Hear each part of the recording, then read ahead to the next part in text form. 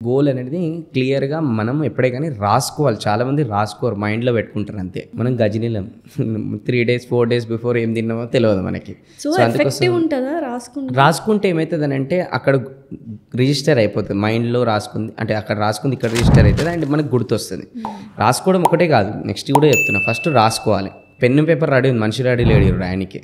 అది పెద్ద ప్రాబ్లం. రెండోది వచ్చేసి ఏంటంటే రాసుకున్న తర్వాత సెకండ్ స్టెప్ వచ్చేసి we should create a vision board.